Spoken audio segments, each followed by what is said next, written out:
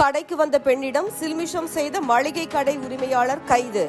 கைது செய்யப்பட்ட கடை உரிமையாளர் ராஜ்குமார் நீதிமன்றத்தில் ஆஜர்படுத்தப்பட்டு சிறையில் அடைக்கப்பட்ட சம்பவம் கோபியில் பரபரப்பை ஏற்படுத்தியுள்ளது. கோபி அருகே உள்ள வேட்டைக்காரன் கோயில் வாய்க்கால் மேடு காந்திபுரத்தைச் சேர்ந்த 30 வயதான இளம்பெண் ஒருவர் நேற்று முன்தினம் அதே பகுதியில் உள்ள மளிகை கடைக்கு பொருட்கள் வாங்க சென்றுள்ளார். கடையில் இருந்த உரிமையாளர் காந்திபுரம் மாரியம்மன் கோவில் வீதியைச் சேர்ந்த இன்பராஜ் மகன் ராஜ்குமார் என்பவர் கடைக்கு வந்த இளம்பெண்ணிடம் சில்மிஷம் செய்ததாக கூறப்படுகிறது. இதுகுறித்து அந்த பெண் கோபி அனைத்து மகளிர் காவல் நிலையத்தில் புகார் அளித்தார்.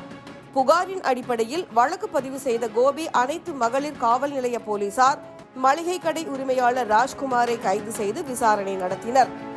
அதனைத் தொடர்ந்து கைது செய்யப்பட்ட கடை உரிமையாளர் ராஜ்குமார் கோபியில் உள்ள நீதிமன்றத்தில் ஆஜர்படுத்தப்பட்டு சிறையில் அடைக்கப்பட்டார். கடைக்கு வந்த பெண்ணிடம் சில்மிஷம் செய்ததாக கடை உரிமையாளர் கைது செய்யப்பட்ட சம்பவம் வேட்டைக்காரன் கோயில் வாய்க்கால் மேட்டில் பரபரப்பை ஏற்படுத்தியுள்ளது.